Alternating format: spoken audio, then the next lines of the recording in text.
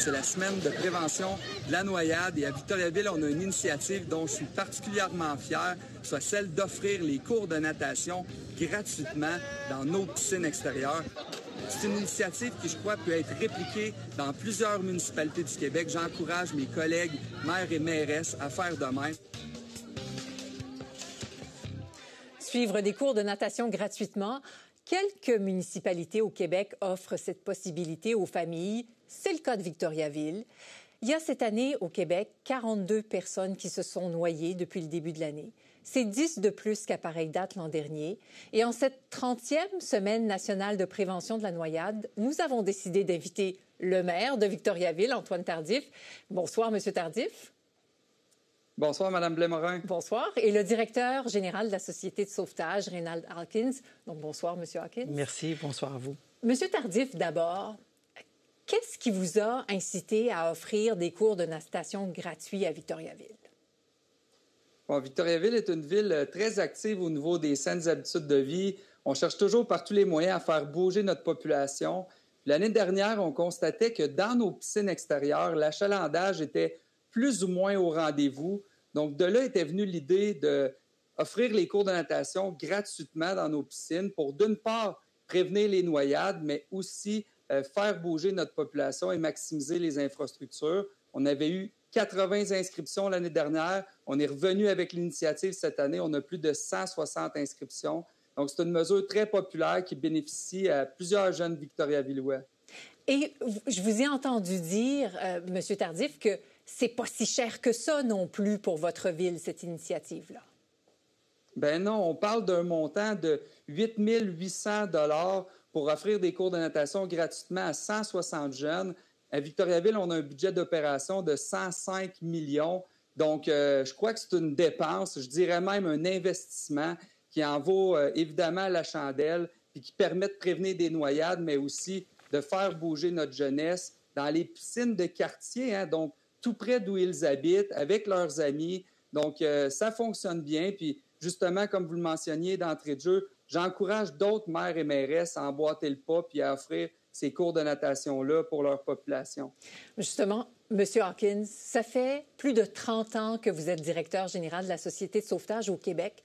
Est-ce que vous encouragez aussi d'autres municipalités à emboîter le pas? Bien, notre objectif à nous, c'est que tous les enfants puissent apprendre à nager, peu importe le moyen. Alors, lorsque je vois une initiative telle que la Ville de Victoriaville, je ne peux pas faire autrement que de l'applaudir. Et ça peut être reproduit par d'autres municipalités.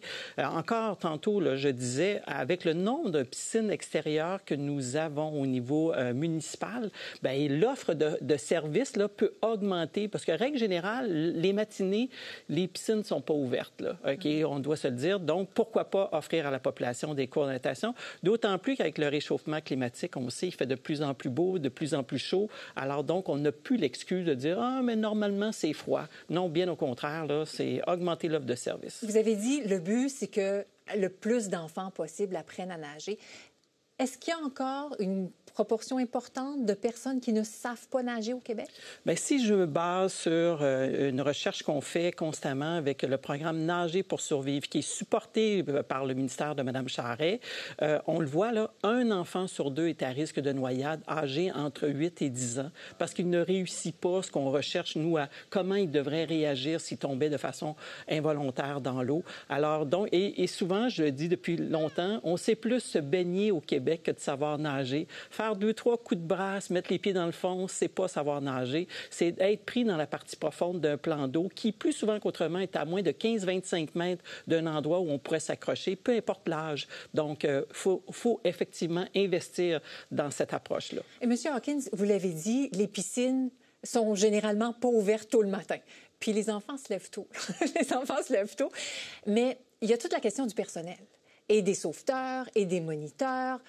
Est-ce que c'est possible? Peut-être que les infrastructures sont là, mais est-ce que la main-d'œuvre peut être disponible pour offrir ces cours-là? Bien, la réponse est forcément oui. Puis si je prends l'exemple de Victoriaville, ils ont augmenté les heures, justement, auprès des sauveteurs, moniteurs de natation. Puis, vous savez, c'est un engrenage. Ça me prend des nageurs pour former des sauveteurs. Forcément, je dois partir à quelque part. Et c'est pour ça que je dis que cette avenue-là, parce que combien de fois j'ai entendu, moi, depuis plus de 30 ans, « Ah, vous savez, m'inscrire dans les cours de natation, natation, c'est pratiquement impossible. Ça se remplit en moins de 2. Oui. Alors donc, on peut offrir maintenant cette nouvelle opportunité-là qui se présente à nous et cette initiative-là devrait être nécessairement copiée.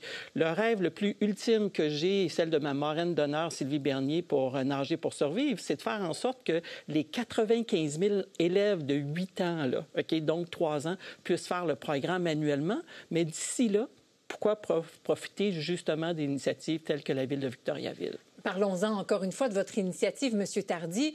Vous avez été trouver des moniteurs là où ils se trouvent, là, dans certains cas, sur les médias sociaux. Vous avez fait une campagne sur TikTok pour les trouver. Bon, bien, je touche du bois, là. On a été vraiment chanceux à Victoriaville.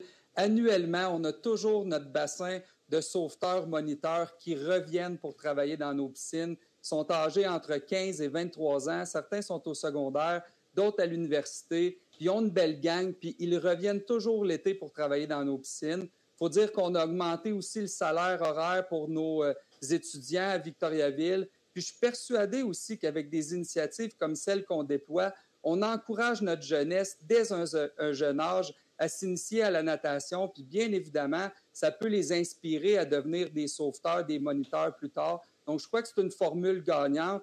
Puis vous mentionniez aussi qu'il y a de nombreuses piscines. Eh bien, à Victoriaville, c'est plus de 4000 piscines qui sont recensées sur le territoire. Donc, plusieurs Victoriavillois ont leur piscine en cour arrière. Donc, ça devient de plus en plus important que chaque jeune sache nager. J'ai pour mon dire qu'on n'est pas obligé de savoir jouer au hockey, on n'est pas obligé de savoir jouer au soccer, mais de savoir nager, par contre, ça, c'est primordial. Puis c'est pourquoi la Ville de Victoriaville, on a investi les sommes, mais aussi les ressources humaines pour que l'initiative fonctionne.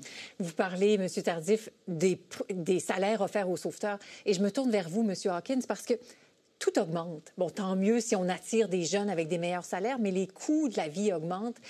Est-ce que vous craignez que pour certaines familles, ce soit justement le cours de natation qui prenne le bord?